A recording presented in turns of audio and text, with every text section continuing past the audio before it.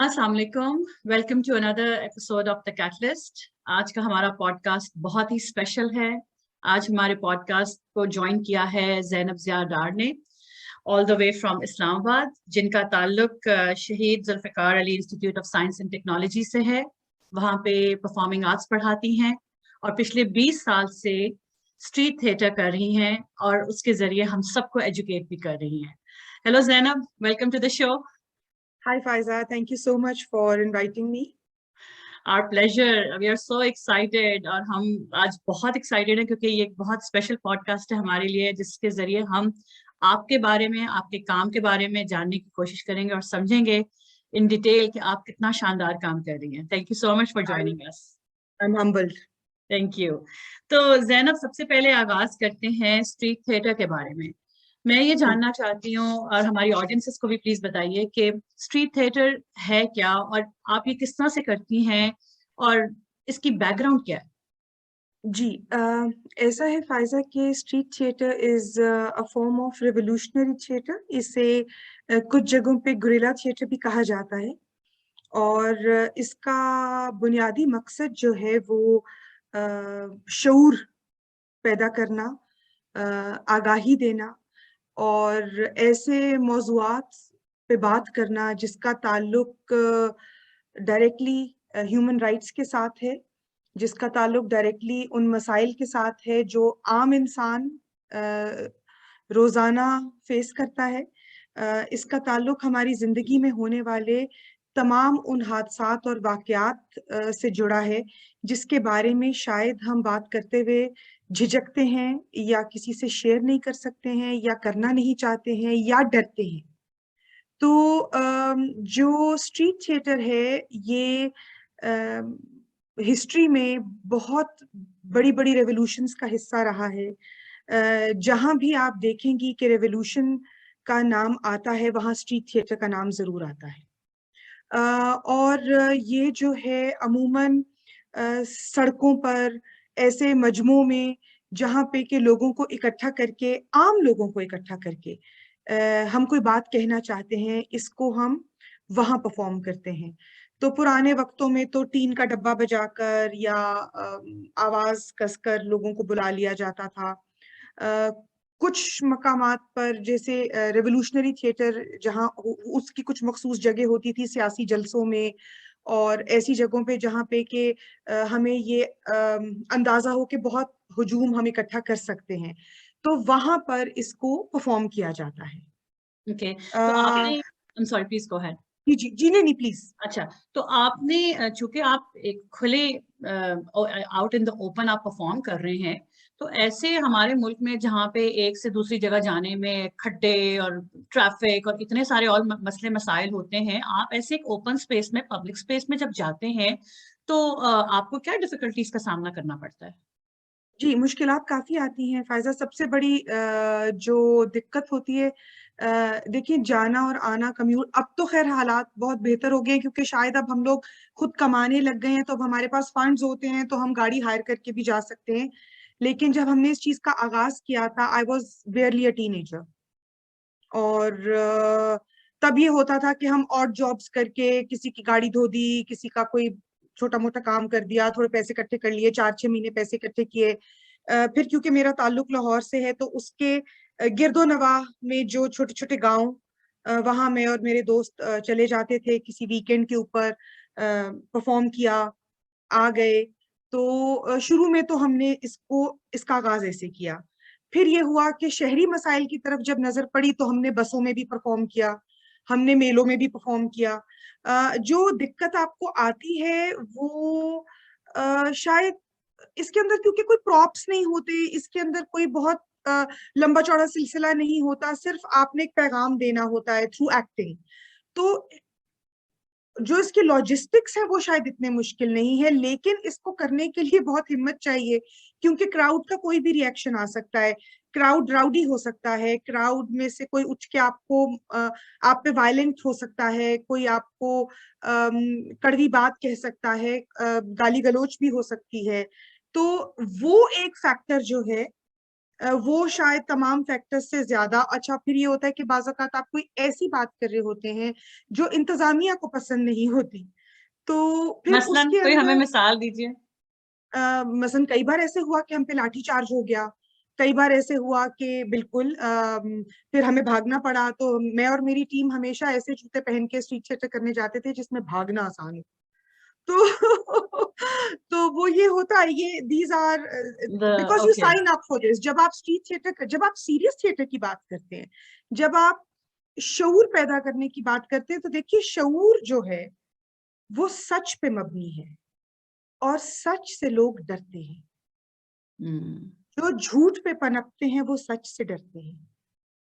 तो जब वो डरते हैं तो फिर वो डर जो है उसमें जो थोड़े से जरा बहादुर लोग होते हैं वो खड़े होके सामना करने की कोशिश करते हैं, वरना जो डरपोक आदमी होता है वो सबसे पहले डिफेंसिव होके आपको अटैक करता है। तो जाहिर है ये चीजें हमने झेली हैं, सही हैं। और but we knew what we were signing up for. Right. तो तो हाँ, तो अच्छा, ये ऐसे ही तो है। आपने कभी औरत मार्च के दौरान कभी परफॉर्म किया? नहीं, औरत मार्च के दौरान परफॉर्म नहीं किया, लेकिन मैंने जेंडर पे बहुत काम किया है। हमारा जो अपना प्लेटफॉर्म है उसके थ्रू हम जेंडर पे बहुत काम करते हैं, माइनॉरिटीज पे बहुत काम करते हैं। हम उस तहरीक के साथ जुड़े हैं लेकिन अपने अंदाज में जुड़े हैं। तो औरत मार्च अब कुछ जरा ज्यादा ऑर्गेनाइज हो गई है, तो शायद अब हम उसके अंदर परफॉर्म करने का हमें मौका मिले। लेकिन इससे पहले क्योंकि बहुत सालों से कुछ बहुत ज्यादा ऑर्गेनाइज नहीं थी, तो शायद उनको भी अंदाजा नहीं था कि ये चीज हम इस्लामाबाद में, क्योंकि मैं बेस अब तो इस्लामाबाद बेस्ड हूँ। जी ज़ैनब, हमारा थोड़ा सा कनेक्शन टूट रहा है, एक मिनट आप। मौका नहीं मिला औरत मार्च में परफॉर्म करने I'm का, but sorry, I'm sorry you were breaking off in the middle for a second. Could you please repeat the last thing that you said? जी जी। तो मैं आपसे कहना ये चाह रही थी कि क्योंकि कोई ऑर्गेनाइज्ड प्लेटफॉर्म नहीं था अभी तक अवेलेबल इस तरह से कि हम उसमें जाते और परफॉर्म कर पाते। लेकिन मुझे बहुत खुशी होगी अगर हम परफॉर्म कर पाएं और हमें ये मौका मिले, क्योंकि मेरा जेंडर पे और ज्यादा काम ही मेरा जेंडर पे है। उसके अलावा एथनिक माइनॉरिटीज पे मेरा काम है, काम ही मेरा सारा इंसानों के ऊपर है। तो चलें, आप हमें लेकिन ये बताइए कि स्ट्रीट थिएटर के जरिए आप हमारे साथ कोई सक्सेस स्टोरी शेयर करें जो आपने किया और जिसका आपने एक मुस्बत नतीजा अपने सामने देखा। जी बिल्कुल। देखिए, मुस्बत नतीजा ऐसे तो नहीं होता कि रातों रात आपको, because things don't change overnight. लेकिन ये जरूर हुआ कि मुझे याद है, हम 16-17 बरस की थी मैं, और गालिबन कनेड में जेर तालीम थी। और वहां से हम गए वीकेंड के ऊपर बेदिया की तरफ, कुछ गांव लगते थे वहां पे। हमें कुछ शिकायत मौसूल हो रही थी कि वहां पे खवातीन को पीटा जाता है, मारा जाता है जहेज के लालच में। एक दो केसेस ऐसे भी आए कि जला के मार दिया या जल के मर गई, रिपोर्ट तो यही हुआ। तो वहां हमने कुछ थिएटर्स किए 2-3 गांव में, वक्फे वक्फे से। और 10 साल बाद जब मैं वहां गई, तो मेरा ख्याल है 10 साल ही हो गए होंगे, 10-11 साल हो गए थे। मैं गई वहां और ऐसे ही चली गई, और वहां मैं गई तो एक बच्ची मेरे पास भागती हुई आई और उसने मुझे कहा कि आप वही हैं जिसने कहा था कि जहेज के लालच में औरत को मत मारो। तो मैंने कहा कि ऐसी बात की तो थी बेटा मैंने, लेकिन बहुत पहले की थी। तो कहा कि आपकी उस बात की वजह से मेरी अम्मी जलने से बच गई। तो मैंने कहा वो कैसे? तो कहा कि मेरी अम्मी एक दिन किचन में गई और आपने सिखाया था कि तेल के चूल्हे कैसे चेक करने हैं। उन्होंने चेक किया और उन्होंने बाहर निकल के मुझे कहा कि आज मैं जलते जलते बच गई, क्योंकि उसमें से बत्तियां गायब थी, वो जो केरोसिन के चूल्हे में हम्म। होती हैं। तो वो that touched my heart, because जब आप देखते हैं कि आपके काम की वजह से किसी की जिंदगी बचती है, जिंदगी से बड़ी दौलत कोई नहीं है। बिल्कुल, बेशक। तो जब आप ये देखते हैं तो जाहिर है मैं पागलपन की हद तक इमोशनल औरत हूँ। तो मैं उस बच्ची के गले लग गई और ज़ाहिर है कि वो भी इमोशनल हो गई, मैं भी इमोशनल हो गई, फिर वो मुझे अपने घर ले गई। तो बहरहाल वो एक और अचानक गई मैं वहां, मेरा कोई काम भी नहीं था, बस ऐसे ही दिल किया कि जाऊं जहां जवानी में जाते थे, काम करते थे, देखूं। तो वो एक स्टोरी वो थी। फिर बहुत ऐसे छोटे छोटे किस्से हैं। अम, अब ज़हन पे जोर भी डालूं तो शायद उस तरह एक बार हमने बस में थिएटर किया था, एडम टीजिंग का, क्योंकि वो कुछ लड़के थे जो बस में चढ़ के लड़कियों को छेड़ते थे। तो एक बार हमने फिर एडम टीजिंग की, उनको छेड़ा ताकि उनको महसूस हो कि लड़कियां, खवातीन किस अजियत से गुजरती हैं जब आप उनको पब्लिक ट्रांसपोर्ट में फिजिकली हरास करते हैं। जी। तो वो था। उसके भी काफी हमें फीडबैक मिला। बहुत सी बच्चियों ने हमें 10-12 दिन के बाद कहा कि बहुत ज्यादा फर्क पड़ गया है और अब वो लोग नहीं आते और हम सेफ महसूस करते हैं। दैट्स तो हाँ, फैंटास्टिक। अगर अगर अगर 200 में से 2 लोगों को भी फर्क पड़े तो मुझे लगता है कि वो फर्क है। That's brilliant, माशाल्लाह. That's really some commendable work that you've mentioned, Zainab. लेकिन मैं चाहूंगी कि आप हमारे साथ जरा वो एक इंसिडेंट शेयर करें जो आपने आई थिंक शायद रफली मेंशन किया था, अबाउट एक रेप से रिलेटेड आपकी एक बड़ी जबरदस्त नरेशन थी स्ट्रीट थिएटर्स के हवाले से। जी, वो अगर आप ये हमारे हम साथ थोड़ा सा ब्रीफली शेयर करें तो जी बहुत जी मुझे जबरदस्त है। बिल्कुल, ये हमने किया था जी, मेन माल रोड के ऊपर और लाहौर में। और इसमें हमने, मेरे जो 4 दोस्त थे उनको हमने अ, 4 मुख्तलिफ होलियों में क्राउड में छुपाया। और इसका जो मेन कॉन्टेक्स्ट था वो ये था कि एक औरत को 4 गवाह चाहिए अपना रेप साबित करने के लिए। तो मैंने लोगों को, जैसे हम इकट्ठा करते थे वो घी का कनस्तर बजा के, और क्योंकि इतने पैसे तो होते नहीं थे कि हम भोंपू खरीदते और उसमें ऐलान करते, और तो जितने लोग इकट्ठे कर सके तो उसमें मैंने एक दोस्त को मौलाना साहब बनाया हुआ था। और मैंने उनसे कहा कि आप तो ईमान वाले हैं और आप तो बहुत सच्चे और अच्छे मुसलमान हैं, और बस आधे घंटे में मेरा रेप होने वाला है, कि आप मेरे गवाह बनेंगे? तो फिर उसने काउंटर आर्ग्यूमेंट दिया कि तुम ऐसे कपड़े पहनती हो और तुम जैसी औरतें, उनके साथ यही होना चाहिए, और मैं क्यों तुम जैसी औरत का गवाह बनूं, और इस तरह।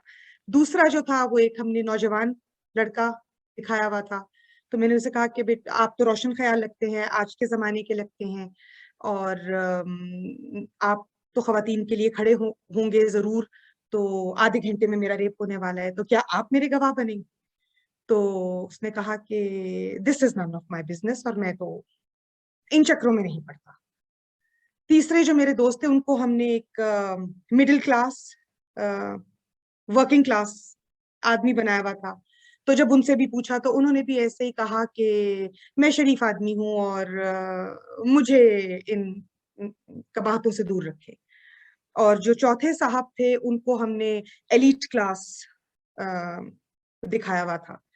तो उन्होंने भी इसी तरह का कोई काउंटर आर्ग्यूमेंट दिया। तो बिल्कुल हमने ये मकसद ये था ये करने का कि एक औरत को कैसे पता होगा कि अगले आधे घंटे में उसका रेप होने वाला है, तो वो कहाँ से 4 गवाह लाएगी?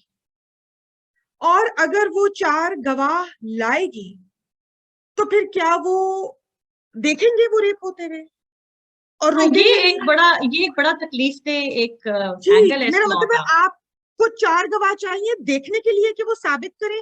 तो अगर वो देखेंगे तो वो रोकेंगे नहीं, और अगर वो एग्जैक्टली। रोक नहीं रहे हैं तो they are an accomplice, they are part of the crime. और अगर वो रोकते हैं तो फिर तो रेप होगा ही नहीं ना। तो ये हम नहीं सोचते। तो वो पूरा जो स्ट्रीट थिएटर था वो इस पूरे ताने बाने पे बुना हुआ था। फैंटास्टिक, ये बहुत ही शानदार आपका एक पीस ऑफ आर्ट है। और जब मैंने सुना फॉर द फर्स्ट टाइम, मेरे मेरे रोंगटे खड़े हो गए थे लिटरली कि यार this is so impactful and this tells the audience to use their basic common sense, जी लिटरली स्पीकिंग। चलें आगे चलते हैं। ये बताइए जैनब, माशाल्लाह से you are trained in Bharatanatyam and Kathak. ये बताइए कि पाकिस्तान में आजकल करंट स्कोप क्या है और फ्यूचर आप डांस का क्या देखती हैं in this society that we are living in right now?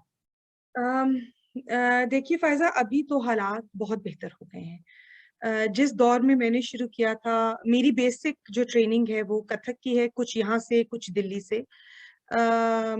Bharatanatyam में मैं बहुत एक्सपर्ट नहीं हूँ, लेकिन मैंने मिसेज़ मिठा के साथ कुछ साल गुज़ारे हैं और उन्होंने जिस मोहब्बत से मुझे सिखाया, वो जितना सिखा सकी मैंने कोशिश की कि उसको जज़्ब कर लूँ। अम, जब हमने शुरू किया था तब मुझे अच्छी तरह याद है कि बहुत-बहुत कुछ सुनने को मिला था मुझे और बहुत अच्छे अलकाब से नवाज़ा भी गया था और ऐसा कोई बहुत दूर जाने की ज़रूरत नहीं है, मेरे गिरदो-नवाह के लोग ही तो बहरहाल अब हालात मुझे कुछ थोड़े-से बेहतर दिखते हैं। अब लोग शायद फ़ोर्थकमिंग है। उसकी वजह शायद ये कि एक्सपोज़र ज़्यादा है। लेकिन मेरे नज़दीक अभी भी इस खित्ते में पाकिस्तान में अ, डांस को हम एक फ़न के तौर पर, एक इबादत के तौर पर एस्टैब्लिश नहीं कर पाए हैं। Kathak is a form of meditation. It is a full body detox. ये आपको एनरिच करता है, आपको क्लींस करता है, आपको डिसिप्लिन्ड रखता है, आपको शार्प रखता है। तो हमारे नज़दीक ये अभी भी यानी अभी भी जब मेरे पास कुछ शागिर्द आते हैं सीखने कथक के लिए तो वो मुझे कहते हैं, "तो फिर हम बॉलीवुड गानों पे कैसे डांस करेंगे? कितने अरसे में कर लेंगे?" कथक यानी इज़ कि नॉट आपका something for dance. Objective Madhuri Dixit exact बनने का है? एग्ज़ैक्टली तो फिर मुझे उन्हें सिखाना पड़ता है कि बेटा ये वो डांस नहीं है, क्योंकि हमारे यहाँ ये तालीम ही नहीं दी जाती ना। हमारे यहाँ ये नहीं बताया जाता कि ये एक ऑफरिंग है, this is the way you connect with mother nature. That's right, या आई थिंक पूरी तो शायद मैं इसकी आई एम सॉरी मैं आपकी बात इंटरप्ट कर गई गलती से, जी, लेकिन मुझे लगता है एक ओवरऑल इसकी रीपोजिशनिंग की ज़रूरत है। इसको ब्रांड इस जी, जी, बिल्कुल। डांस फॉर्म मैं को एक हम डिफरेंट तरीके से बताने की ज़रूरत है। मैं हमेशा हर फोरम पे कहती हूँ कि कोई ना कोई dance form primary education level से बच्चों पे कंपल्सरी होनी चाहिए, भले वो कोई भी हो। And is it because it compulsory right now? No it's not dance का तो नाम सुन के ऐसे भागते हैं कि जैसे पता नहीं मतलब क्या गुनाहे कबीरा है। जबकि मैं हमेशा सबसे कहती हूँ कि पूरी कायनात रक्स में है। देखिए हम घूमते हैं ना, रोटेट करते हैं। हम अपने ऑर्बिट में भी चक्कर लेते हैं। हम चाँद भी हमारे गिर्द चक्कर लेता है, हम सूरज के गिर्द चक्कर लेते हैं, तो पूरी कायनात महवे रक्स है। सुभान अल्लाह! क्या खूबसूरत बात की आपने। तो दैट्स फैंटास्टिक। ज़िंदगी जो है ना, ज़िंदगी एक रिदम है। Your life starts with a beat which is your heart beat और वो एक मखसूस रिदम पे चलती है। तो जब आपकी ज़िंदगी में खुदा ने इतना रिदम डाला है, तो फिर सुर-ताल गलत कैसे हो गया? तो अच्छा। तो ये है प्लीज़ कि कैरी ऑन। डांस जो है वो मेरे नज़दीक बहुत एसेंशियल है और हर एक को सीखना चाहिए। जहाँ तक बात है कथक और भरतनाट्यम की तो लोग ज़ाहिर है कि उसकी रूह नहीं पहचानते हैं अभी इस खित्ते में। ये एक प्रॉपर इसकी थ्योरी है, प्रॉपर एजुकेशन है। ये इस तरह नहीं है कि आप उठे और 4-5 हाथ-पाँव मारे और आपने कहा कि मैं तो डांसर हूँ। ऐसे नहीं होता है। It is an expression, it is a way to emote, it is a way to tell a story, it hmm, is a way of expression. जी। तो हमारे यहाँ तो एक्सप्रेशन पे इतनी पाबंदी है, कुजा के ये क्या आप रक्स को इस्तेमाल करें हुँ। मतलब उसकी ज़बान इस्तेमाल करें एक्सप्रेस करने के लिए। तो ये मसाइल हैं। अभी कुछ बेहतरी है। चीदा-चीदा लोग सामने आते हैं सीखने के लिए। जी, लेकिन मैं थोड़ी-सी अच्छा मैं इसके बरक्स सोच रही थी। मुझे लग रहा था कि आजकल के क्लाइमेट में things might be deteriorating because back in the 80s and 90s जब हमारा कल्चर थोड़ा-सा ज़्यादा रिच था, थिएटर्स खुले हुए थे, सिक्योरिटी के इतने मसले नहीं थे, तो may be perhaps at that time it was more prevalent and more accepting, but आप नो कह रही हैं कि it's actually the other way around. Actually 80s से डिक्लाइन शुरू हो गया था, क्योंकि पाबंदियाँ लग गई थी और एक्सप्रेशन के ऊपर पाबंदी लग गई थी और बहुत सी चीज़ें बंद होना शुरू हो गई थी और उसके बाद जाहिर है कि एक नरेटिव दे दिया गया कि इस्लामिक रिपब्लिक ऑफ पाकिस्तान का एक ये फेस होना चाहिए, which was not necessarily true and which was not necessarily based on facts. लेकिन बहरहाल हमारे यहाँ जिसके हाथ में जो चीज आती है वो उसको अपने तरीके से इस्तेमाल करता है। तो बिल्कुल, सॉरी प्लीज गो अहेड। उसमें जो था हमने बहुत सफर किया। आप देखिए कि जो 90s की जनरेशन के लोग हैं, उनका ये वाला जो नॉलेज है उसके बाद कम होता चला गया।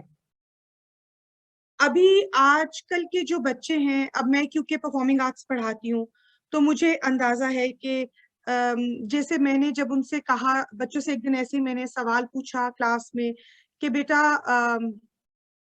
कोई सुरताल की बात हो रही थी, तो मैंने कहा बेटा राग बहार जो है वो अमीर खुसरो ने बनाया था, और इस तरह से मुख्तलिफ बातें हम करे थे, और तबला उनकी जात थी, सितार उनकी जात थी, and it is derive from the Persian लूट, और वो सारा। इस सब में ऐसे ही मैंने कहा कि बेटा मसनवी क्या थी, कुछ कभी सुना आपने इसके बारे में? तो बच्चों ने सोच सोच के एक बच्चे ने मुझे जवाब दिया, मसनवी भी एक साज था जो अमीर खुसरो ने इजाद किया था। और मुझे समझ नहीं लग रही थी कि ये बात सुन के मैं बैठ जाऊं, मैं रोऊं, मैं दुख का इजहार करूं कि ये हमारी सकाफत, हमारे कल्चर का हिस्सा है ना, ये हमारे लिटरेचर का हिस्सा है, और बच्चों को नहीं पता। और ये वाकया आज से 5 साल पहले का है। तो तब मैंने ये फैसला किया था कि मैं एक ऐसा प्लेटफॉर्म खोलूंगी जो बच्चों को उनके लिटरेचर से मुतारिफ कराएगा, उनके अदब से मुतारिफ कराएगा। आज की जनरेशन को, हमारे बच्चों को नहीं पता कि हमारे कौन कौन से ऑथर्स गुजरे हैं, हमारे कौन कौन से शायर गुजरे हैं, हमारे सिर्फ वो चीजें जो वो हर वक्त टीवी पे देखते हैं या जिनके नाम बहुत गूंजते हैं, उसके अलावा उन्हें कुछ नहीं पता। उन्हें क्यों नहीं पता? क्योंकि हमने निसाब में से निकाल दिया है। हम उन्हें सिर्फ वो पढ़ाते हैं जिससे उनका ए ग्रेड आता है।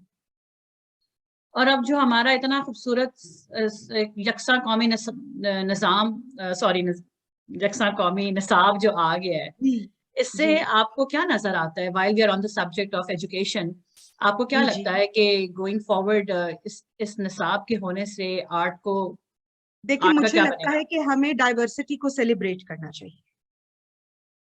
Diversity is always good. बजाय इसके कि हम लोगों पे एक ही चीज को मुसल्लत करें, जी। हमें चाहिए कि हम लोगों को कल्चरल और एथनिक डाइवर्सिटी को एक्सेप्ट करना सिखाएं। तो आई थिंक कि अगर मसला जो है वो पीस बिल्डिंग और हार्मनी का है, तो उसके लिए आप इंटरकल्चरल एक्टिविटीज रख सकते हैं। लेकिन ये जो आपने बच्चों पे मुसल्लत कर दिया है, आई एम सॉरी, लेकिन ऑन अ पर्सनल बेसिस मैं एग्री नहीं करती।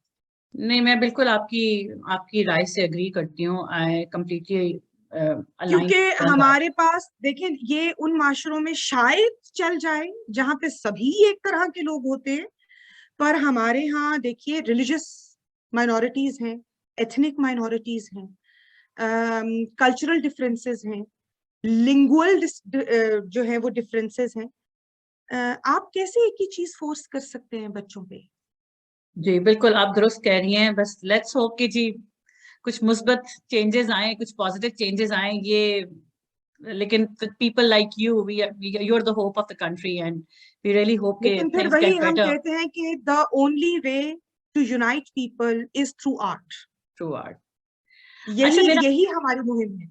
अच्छा, तो जैनब, मेरा आपसे एक और सवाल ये है कि चूंकि आप डांस पढ़ाती हैं और बच्चों को, तो उसमें आपको क्या नजर आता है? क्या लड़के रक्स सीखना चाहते हैं कि जी लड़कियां ज्यादा बिल्कुल। सीखना चाहती हैं? सीखना चाहते हैं लेकिन किसी को बताना नहीं चाहते। तो ये काम उनको छुप के करना पड़ता है? अपने पेरेंट्स से भी उनको जी सपोर्ट नहीं मिलती? ना, मेरे पास कई ऐसे स्टूडेंट्स आते हैं, बल्कि on a very serious note, मेरे पास क्लास में बच्चियां भी हैं, मेरे पास एक ट्रांसजेंडर भी हैं, एक दो लड़के भी हैं। ट्रांसजेंडर जो हैं वो ज्यादा फोर्थ कमिंग है, और बच्चियां भी घबराती हैं कि किसी को पता न चले, और लड़के तो कहते हैं जी प्लीज किसी को मेंशन मत कीजिएगा कि हम डांस सीखते हैं, because supposedly it's still a taboo. और मुझे नहीं समझ आती कि डांस जो है वो आपको इतना हम्बल, इतना पॉलिश्ड, इतना पोलाइट कर देता है। एब्सोल्युटली, क्योंकि जिस जमाने में हम स्कूल्स में सीखा करते थे तो it it really enhances your inner self जिसे कहते हैं। और आपको पॉजिटिव रखता है, बजाय इसके कि आप बाहर जाके सिगरेट पिए, नशे करें। बिल्कुल, आप रक्स करें। आप रक्स करें, आपके क्योंकि इट्स आपके एक एनर्जी अच्छी फ्लो हो रही है आपके अंदर बाहर से, यू नो। मतलब किसी की गीबत करने का हमारे पास मतलब उसको हम बुरा नहीं समझते। जी बिल्कुल, बिल्कुल। किसी के बदखोई करने को हम बुरा नहीं समझते, किसी की जड़ें काटने को हम बुरा नहीं समझते, चोरी करने को हम मतलब हम कहते हैं कि चलो कोई नहीं, अगर थोड़ी सी रिश्वत ले ली तो कोई बात नहीं, थोड़ा सा काम भी तो अच्छा कर दिया। मतलब ये हमारी सोच हो गई है ना कि पैसे दे दो चलो काम तो निकल जाएगा। इस चीज को हम बुरा नहीं समझते, लेकिन रक्स को हम बुरा समझते हैं, क्योंकि वो एक ऑफरिंग है, एक कनेक्शन है विद मदर नेचर, एक नेचुरल चीज है, आपको पॉजिटिव रखता है। पता नहीं हम पॉजिटिविटी से इतना भागते क्यों हैं, हम उसको एम्ब्रेस क्यों नहीं करते। हम्म, तो ये बताइए, इस वक्त करंटली जो हमारे स्कूल्स हैं, प्राइवेट इंस्टीट्यूशंस या गवर्नमेंट इंस्टीट्यूशंस, प्राइवेट इंस्टीट्यूशंस में तो फिर भी आर्ट देखा जाता है, सिखाया जाता है बच्चों को टू सम एक्सटेंट, जो आपके वेल एस्टैब्लिश्ड कंट्रोल्ड, इंस्टीट्यूशंस हैं। लेकिन कंट्रोल्ड। वो यानी कंट्रोल्ड है वो भी। मैं ये नहीं देखिए, मैं क्योंकि मेरा अपना बच्चा जो है वो प्राइवेट स्कूल में पढ़ रहा है, मैं हम खुद भी गवर्नमेंट सेमी गवर्नमेंट सिस्टम्स में से निकले हैं। जी। आप खुद मुझे बताइए फायजा, हमारे इर्द गिर्द बहुत से लोग हैं, आपका भी बहुत बड़ा सोशल सर्कल होगा, मेरा भी है। हम में से कितने जानने वाले ऐसे हैं हमारे जो प्रमोट करेंगे अपने बच्चों को कि वो जाएं, पुश करें, डांस सीखें, थिएटर करें? Very few. You can बेयरली count them on your fingers. Exactly. And it's still the case which is very sad, क्योंकि इतना ज्यादा एक्सपोजर और इतना ये जो हम एम्पावरमेंट के नारे लगाते फिरते हैं और हम कहते हैं जी बड़ी हमने तरक्की कर ली है, तरक्की यहाँ से नहीं की है ना हमने, सोच नहीं बदली है। जो असल चेंज है, जो चेंज माशरे में हम देखना चाहते हैं, वो यहाँ से शुरू होगा ना। एब्सोल्युटली जी। तो वो यहाँ तो हम बदलने को राजी नहीं है, क्योंकि सूट हम पहनेंगे अरमानी का, लेकिन सोच होगी हमारी नुक्कड़ पे बैठे हुए मौलवी की। ओह बिल्कुल, ये आपने सही कहा, क्योंकि लगता है जैसे आहिस्ता आहिस्ता हम अपनी एक शनाख्त और अपनी जो हमारी कल्चरल आइडेंटिटी है उससे इतना दूर भागने की कोशिश कर रहे हैं। हमें जी बस जी। चाहिए कि हमें कोई हम अडॉप्ट वी कर आर ले, वी हमारी आर अपनी तो कोई शनाख्त वी है आर ना। Oscillating between Saudi Arabia and America. Absolutely correct. And और टोटली कहीं ना, negating the Indian subcontinent identity. हाँ वो हम बिल्कुल, वो हमारा ये ख्याल है कि मतलब या हम इधर हैं या हम उधर हैं, और अगर हम वहां से कुछ उठा लेते हैं तो वो तो बहुत ही बड़ी गलत बात है, क्योंकि हम ये भूल चुके हैं कि मिट्टी तो एक ही है। And not only that Zainab, अभी फ्यू डेज बैक एक बात मेरे जहन में आई कि मैं एक टेलीफिल्म कोई देख रही थी तो उसमें उन्होंने टाइटल को हिंदी में भी मेंशन किया हुआ था। जी। हम ये भूल गए हैं कि हमारे मुल्क में हिंदू लोग भी रहते हैं। क्या वो ये डिजर्व नहीं करते हैं कि कहीं पे उनकी लैंग्वेज की कोई रिप्रेजेंटेशन आए? ये उनका हक नहीं हाँ, बनता? लेकिन लैंग्वेज खैर यहाँ पे जो बसने वाले हैं वो ज्यादातर तो उर्दू ही लिखते हैं।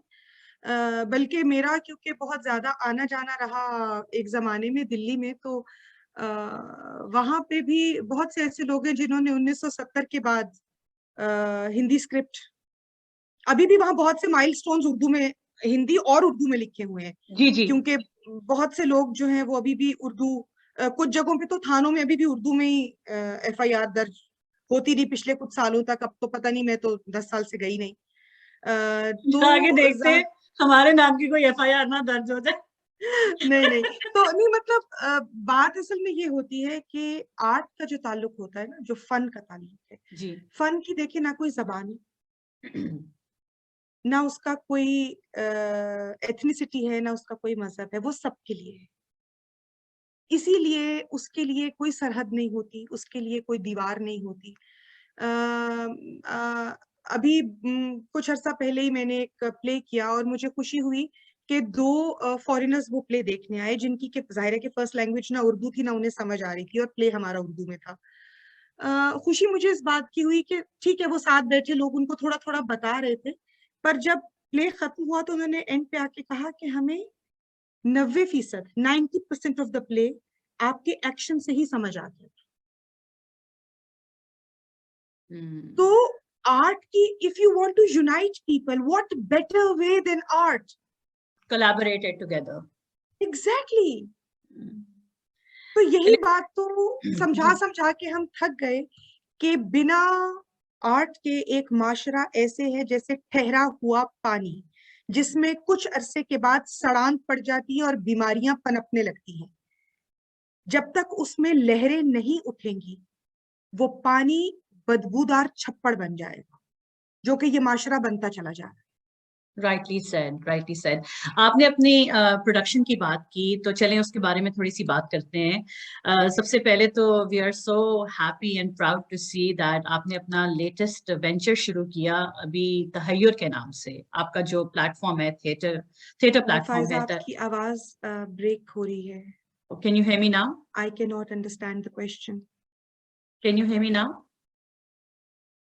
A second. Can you hear me now?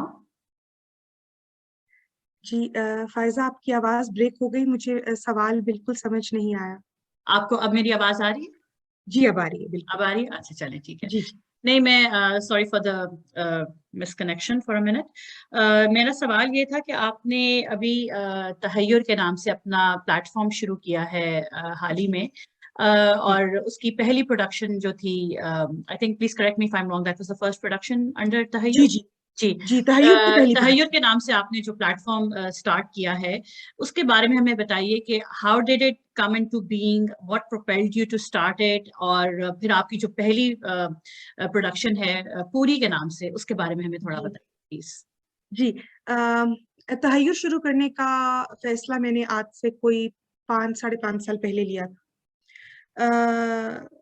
मैं ये नहीं कहूंगी कि मुझे बचपन से ही शौक था कि मेरा एक प्रोडक्शन हाउस होता, तब तो मुझे सेंस ही नहीं थी। लेकिन बहुत अरसे से मैं चाहती थी कि कोई एक फॉर्मल सेटअप हो मेरे पास। जी। तब वसाइल भी नहीं थे, तब वसाइल कम और मसाइल ज्यादा थे। तो फिर ये हुआ कि आज से कोई 5 साढ़े 5 साल पहले हमने एक नाटक रचा, भगत सिंह के नाम से।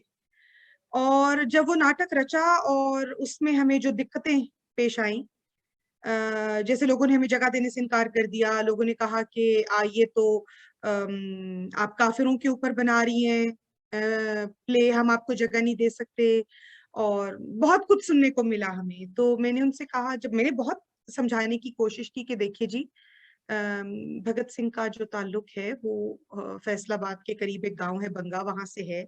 यही लाहौर में उनकी तालीम हुई, यही उनको फांसी दी गई, और वो कोई मतलब उनका कोई एथनिक रिलीजियस तहरीक नहीं थी, वो तो सीधी सीधी बात थी कि वो चाहते थे कि अंग्रेज ये मुल्क छोड़ के चले जाएं। तो इसमें मतलब मुझे नहीं समझ आई, मतलब ये तो मुसलमान भी चाहते थे, ये तो हिंदू भी चाहते थे, ये तो सब चाहते थे कि अंग्रेज चले जाए। तो बहरहाल वो हमें काफी दिक्कतें पेश आई और काफी ज्यादा, मतलब तब मुझे एहसास हुआ कि इस मुल्क में हीरो होने के लिए मुसलमान होना बड़ा जरूरी है। गैर मुस्लिम जो है, हम उसको हीरो तस्लीम करने से जरा घबराते हैं। बहरहाल, तो तब मैंने वो प्ले तो हमने किसी तरह कर लिया, क्योंकि ढिठाई शर्त होनी चाहिए और ढीठ तो मैं हूँ। बहरहाल किसी तरह हमने जोड़ तोड़ करके वो प्ले कर लिया, और वो बहुत इंटरनेशनली बहुत उसको एक्नॉलेजमेंट मिली, और बहुत से लोगों ने उसको सराहा। और अ, तो तब मैंने फैसला किया कि क्योंकि मुझे कोई जगह नहीं देगा, क्योंकि मैं सच ही बोलूंगी और सच ही पेश करूंगी, और उसके ऊपर झूठ की शुगर कोटिंग नहीं करूंगी, जगह मुझे कोई नहीं देगा, तो मुझे अपनी जगह खुद बनानी पड़ेगी। So then I struggled and struggled and struggled, और फिर मुझे मौका मिला। So while I was constructing my house, it's small area, but मैंने अपनी बेसमेंट में एक छोटा सा स्टेज लगा के उसको कन्वर्ट किया एक स्टूडियो में, और तहय्युर का लॉन्च वहां से किया। चलें, दैट्स और जो फैंटास्टिक। तहय्युर का कॉन्सेप्ट है, क्योंकि तहय्युर the word means to wonder, हैरत से निकला है, तो it makes you wonder, it makes you think, एक ऐसी चीज जो आपको हैरत में मुब्तला कर दे। तो हमारे प्लेटफॉर्म का मकसद है कि हम लोगों को सोचने पे मजबूर करें। हम उनको ये बिल्कुल नहीं बताते कि ये सही है और ये गलत है। हम सवाल उठाते हैं और फिर कहते हैं कि खुद फैसला करो कि क्या सही है और क्या गलत है, क्योंकि हमें स्पून फीडिंग की इतनी आदत हो गई है कि हम ये इस्तेमाल नहीं करते। तो हमारा मकसद है कि हम लोगों की ये यहाँ खिड़कियां खोलें और उन्हें सोचने पर मजबूर करें कि सोचो कि क्या जो सोच रहे हो, जो कर रहे हो, वो सही है या गलत। और तो सोचिए और फिर इसमें उसके बारे में उसको क्वेश्चन भी करें आगे चल के कि जी ये ऐसा है तो ऐसा जी, क्यों है। और बहुत खुशी हुई मुझे फायजा के 2-3 फैमिलीज ऐसी आई और उन्होंने फीडबैक दिया कि आपके प्ले को लेके हमारे घर में 4-5 दिन डिस्कशन होती रही। हमारे, क्योंकि ये प्ले इमोशनल अब्यूज पे था, हमारे प्लेटफॉर्म के जो दो प्राइमरी मोटिव्स हैं। एक, अगेन हमारा जो काम है इशू बेस्ड काम है, कॉज बेस्ड थिएटर है। दूसरा, हम प्रोग्रेसिव लिटरेचर, वैसे तो हर तरह का लिटरेचर, लेकिन बिलखसूस तरक्याती अदब जो है हम उस पे काम करते हैं। तो हमारा काम लिटरेचर बेस्ड स्टोरीज पे होता है और वो उर्दू में होता है, ताकि बच्चे, और मैं यंग बच्चों को क्योंकि कास्ट करती हूँ अपनी टीम में, तो वो बच्चे अपनी जड़ों से, अब बहुत से बच्चे आपने देखे होंगे इंटरव्यूज बच्चों के, उन्होंने कहा कि जी हमारा तलफ्फुज बड़ा ठीक कराया मैडम ने, हमें बोलने का सलीका नहीं था वो ठीक करवाया। तो ये आहिस्ता आहिस्ता उनकी ट्रेनिंग भी हो रही साथ साथ। तो बिल्कुल हमने इसको शुरू किया और इसके ऊपर जब ये प्ले इमोशनल अब्यूज पे था, जिसमें खातून जो है वो अपनी 15 साल शादी तोड़ देती है, क्योंकि वो जो अपने इर्द गिर्द होता देखती हैं वो उनके असूल के खिलाफ है। वो जुल्म, जबर अपनी आंखों से होते नहीं देखना चाहती। वो किसी भी औरत के गरूर और उसकी जो सेल्फ रिस्पेक्ट है उसको कॉम्प्रोमाइज होता नहीं देख सकती। तो वो उस पूरी दायरे में से अपने आप को बाहर निकाल लेती है। तो इसको लेके घरों में बहुत डिस्कशन होता रहा और यही हमारा मकसद था। तो बहुत से लोगों ने कहा कि जी इसका मतलब ये है कि औरत को डाइवोर्स ले लेनी चाहिए, आप ये सिखा रही हैं बच्चियों को। तो मैंने उनसे कहा कि जी दो बातें हैं। पहली बात तो ये कि डाइवोर्स मसला नहीं है, डाइवोर्स हल है। दूसरी बात ये कि सारी उम्र मार खाते रहें, पिटते रहें, जलील होते रहें, क्यों? तो फिर इसका उनके पास कोई जवाब नहीं था। मैंने कहा जी देखिए, जैसे 5 उंगलियां बराबर नहीं होती, जरूरी नहीं है कि जो हमें दिखता है वो सच भी हो। आपको क्या पता कि एक बहुत पढ़ा लिखा और पॉलिश्ड इंसान जो है वो अपनी बातों से किसी को कितना सीख पा कर सकता है, वो अपनी बातों से किसी को कितना तोड़ सकता है, वो अपनी बातों से किसी की इज्जत नफ्स को कितना पामाल कर सकता है। हम फिजिकल अब्यूज की बात करते हैं, बहुत बात करते हैं, लेकिन हम इमोशनल अब्यूज की बात नहीं करते, क्योंकि हमें लगता है कि अच्छा ये तो चलता है, रिश्तों में इतना तो इतना तो बर्दाश्त कर चलता लेना है, चाहिए, ऐसी कौन सी बिग इतना बिग तो। डील है। लेकिन जो जख्म आपकी रूह पे लगता है वो कभी नहीं भरता है। तो मकसद ये था कि ये तो देखिए, एक छोटे बच्चे को भी पता है कि जुल्म करने वाला और जुल्म सहने वाला दोनों ही अकम्प्लिस है। तो बेशक। किसी एक को तो बोलना पड़ेगा ना, आखिर कब तक चुप रहेंगे? मैं ये नहीं कहती कि सभी रिश्ते खराब निकलते हैं, लेकिन जो कुछ निकलते हैं, जब तक हम ये लाइन ड्रॉ नहीं करेंगे कि यहाँ बस, तब तक हालात ऐसे ही रहेंगे और सिलसिले यूं ही चलते रहेंगे। तो यही मकसद था इसका। ये कहानी जो थी वो रविंद्रनाथ टैगोर के अफसाने के ऊपर मबनी थी, उनकी शॉर्ट स्टोरी थी the wife's letter. The wife's letter. Okay. जी, तो उसको हमने ड्रामेटाइज करके हम स्टेज पर लेके आए। और ये और पूरी आपको कहानी इसका, जो, आई am sorry, please go ahead. ये पूरी कहानी एक खत के थ्रू हमने नरेट मंच होती के है। ऊपर, हाँ अच्छा, बिल्कुल जी। तो आपको कैसा रिस्पॉन्स मिला इसके बारे में? आपको हमें कैसा तो फीडबैक मिला? बहुत हमने 3 शोज रखे, तीनों हाउसफुल, बल्कि लोगों ने खड़े होके भी देखा। और बहुत हमें अच्छा रिस्पांस मिला, जिससे कि मुझे एक बहुत पॉजिटिव फीलिंग ये आई कि अब लोग बदलाव चाहते हैं, बदलाव in the way they want to see things. वो क्लीशेड घिसी पिटी जुगतों वाली चीजों से भी लोग ऊब गए हैं। तो मुझे, क्योंकि मैं बिल्कुल क्लासिकल फॉर्म में थिएटर करती हूँ, जैसे ट्रेडिशनली थिएटर किया जाता था, और उसके अंदर कोई बहुत हंसी मजाक ठट्ठा ऐसा कुछ होता नहीं है। तो मेरे बच्चों को भी यही फिक्र थी जो मेरे साथ थिएटर कर रहे थे कि मैडम ये इसमें कुछ भी आपने ऐसा नहीं डाला हंसने वाला, तो ये कैसे हमारे टिकट्स बिकेंगी और लोग कैसे आएंगे। तो मैं मुस्कुरा दी और मैंने कहा बेटा, जो हंसी मजाक ठट्ठा देखना चाहते हैं ये थिएटर उनके लिए है भी नहीं। भले हम्म। 4 लोग आए, पर वो आए जो इस बात को समझते हैं। और साथ ही तो में सॉरी मैं आपकी बात काट रही हूँ, लेकिन very quickly I before I lose this chain of thought, कि मैं ये कहना चाह रही थी कि आपका थिएटर इतना इतना इम्पैक्टफुल है, उसकी स्टोरी टेलिंग इतनी जबरदस्त है कि ऑडियंस नेचुरली खिंचती हुई आई है, क्योंकि कंटेंट अगर अच्छा होगा, कन्विंसिंग होगा, audiences will come and watch it, right? बिल्कुल बिल्कुल। तो ऐसा नहीं है कि ऑडियंसेस के पास दिमाग नाम की चीज नहीं है, इट डिफाइज ऑल द जी, लॉजिक कि अपने वो मिर्च मसाले डालो तो दुनिया आ जाएगी देखने के लिए। बिल्कुल ऐसे ही है, नाच गाना बिल्कुल है। ऐसे ही, बिल्कुल ऐसे ही है। हमारे प्ले में हमने बहुत एहतियात से अल्फाज और जबान का चुनाव किया।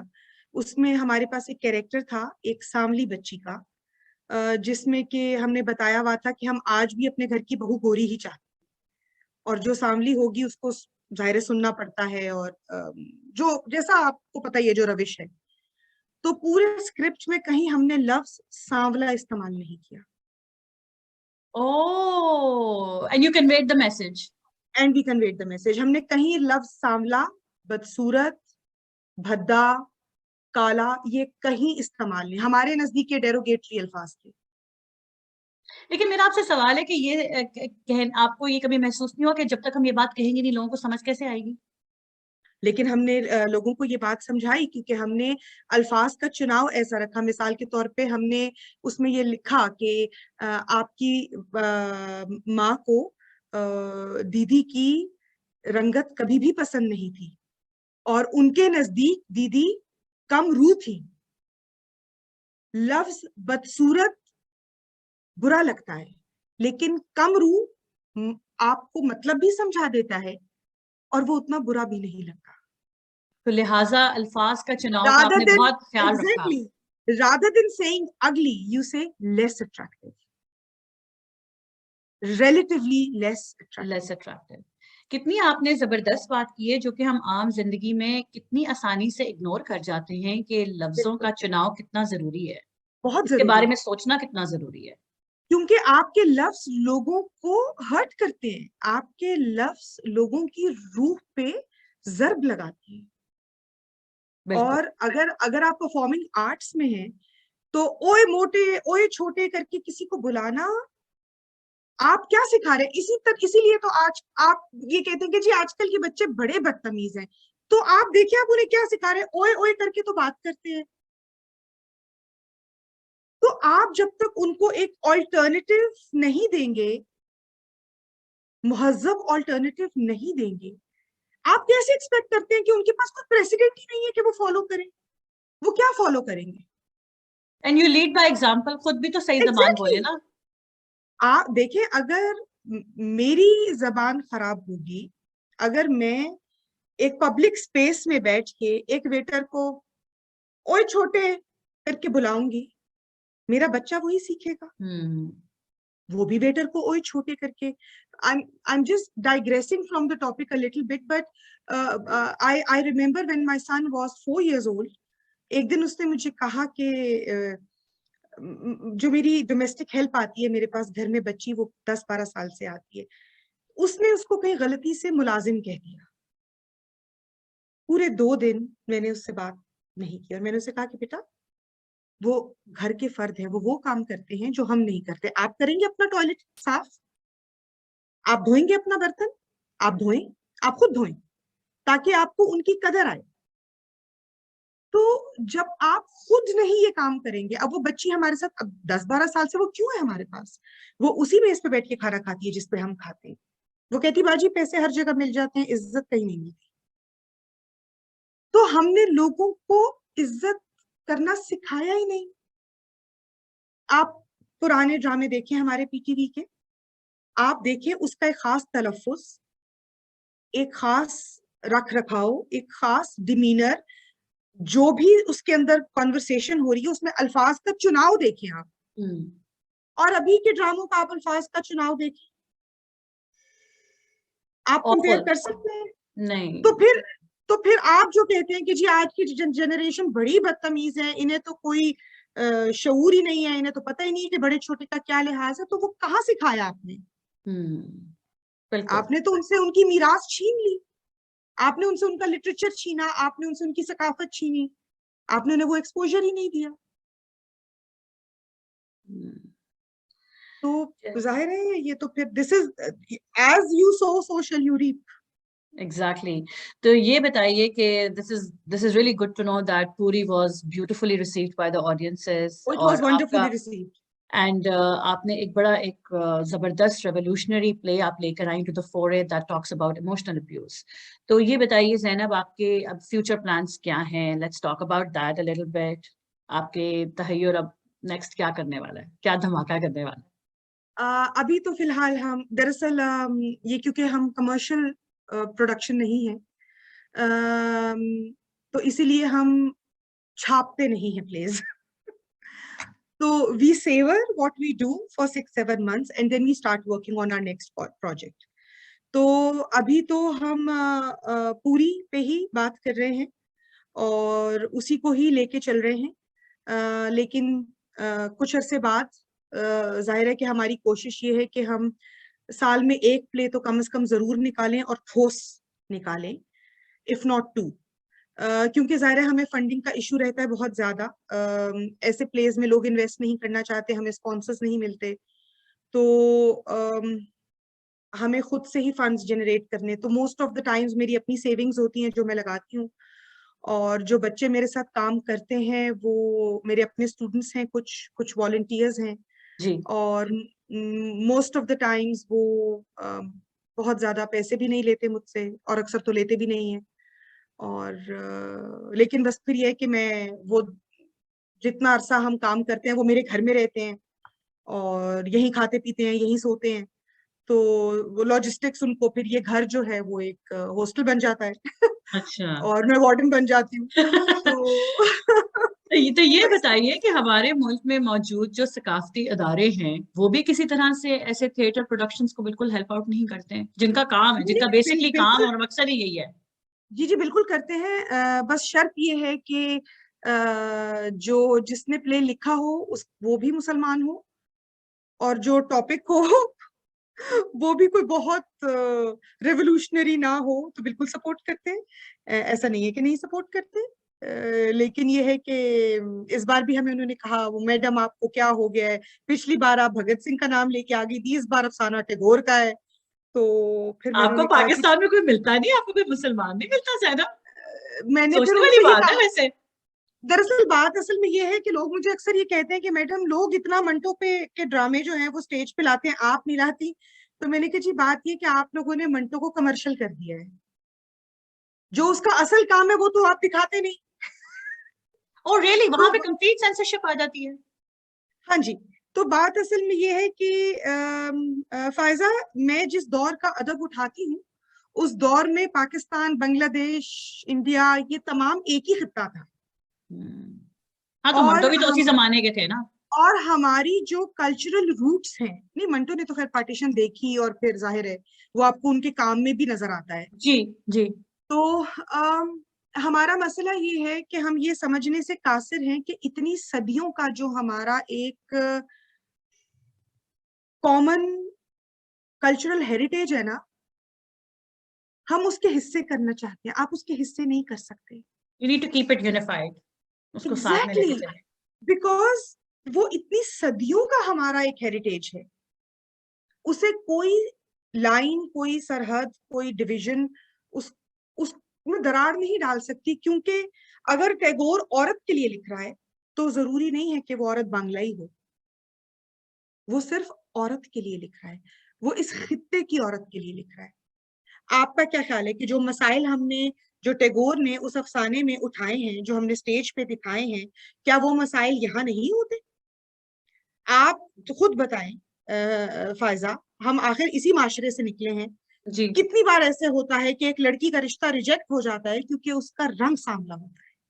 आपका पूरा कितनी, फेयर एंड लवली का एड कैंपेन ही इस चीज पे बना हुआ है। Exactly exactly. अच्छा, फिर ऐसा कितनी बार होता है, हम अपने इर्द गिर्द देखते हैं कि आपको एक तरह से चुप करके बिठा दिया जाता है just because you have an opinion, क्योंकि आप एक नजरियाती औरत है, क्योंकि आपका अपना दिमाग है, क्योंकि आपके पास अलावा खाना बनाने, घर साफ करने और बच्चे पालने के अलावा कुछ हुनर है।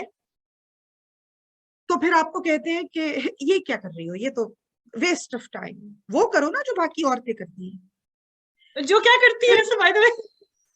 मतलब कि हमारे प्ले में एक लाइन थी कि वो जो खातून होती है वो अपने शौहर के पास जाती है और उसको कहती है कि ये खाते में कुछ ऊंच नीच देखी थी मैंने, और ये मैं हिसाब किताब जानती हूँ और मैं आपके बिजनेस में आपकी मदद कर सकती हूँ।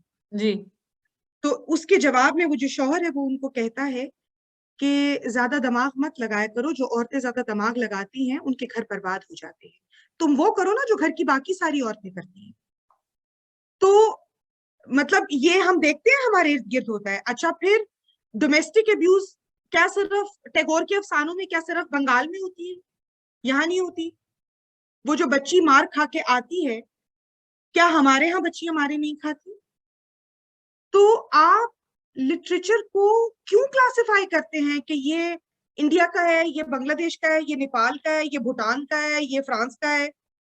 लिटरेचर लिटरेचर है, and it is based on human psychology, it is based on human relationships, it is based on human psyche, and that is how it should be taken. It should be taken for humans, it should be performed for humans, not for nationalities. बिल्कुल, absolutely, absolutely. चलें जी जैनब, हम अपनी discussion यहाँ पे wrap up करते हैं। आपने हमें इतनी जबरदस्त बातें बताई हैं, सिखाई हैं, और मजा ही आ गया एक एक लफ्ज आपका सुन के। लेकिन हम बहुत आपको शुक्रिया। जाने नहीं देंगे जब तक आप हमसे अपने ख्यालात का इजहार नहीं करेंगी, जो कि आप बहुत खूबसूरत पोइट्री में करती हैं। आपके अरे, अल्फाज, आपके अपने अल्फाज को सुन के हम इस एपिसोड को रैप अप करेंगे। कुछ अशार अरे, प्लीज आप हमारे साथ शेयर करें। इसके लिए तो मैं मेंटली प्रिपेयर्ड ही नहीं थी। ये तो मैंने ये तो मैंने सोचा भी नहीं था कि ये भी करना पड़ेगा। बस देख चलिए लिया, मैं हमने आपको पकड़ लिया। या आप हमें कोई अपनी सुरीली आवाज में कुछ सुना दें। हम कुछ ना कुछ तो आज आपके फन से हम भी बस फायदा उठाना चाहते हैं। हम ये मौका हाथ से जाने नहीं देना चाहते। चले, मैं कोशिश करती हूँ कि अगर मेरे पास मेरी कोई लिखी हुई अल्फाज पढ़े हैं तो मैं जरूर आपको सुनाती हूँ। बहुत बहुत अम, शुक्रिया। अच्छा, मैं ज्यादातर पंजाबी में लिखती हूँ, उर्दू में भी लिखती हूँ, लेकिन मेरा ज्यादातर काम पंजाबी में है। प्लीज। अगर आप कहें तो पंजाबी में कुछ सुनाऊं आपको? इरशाद, शुरू करो जी तुसी। अच्छा जी।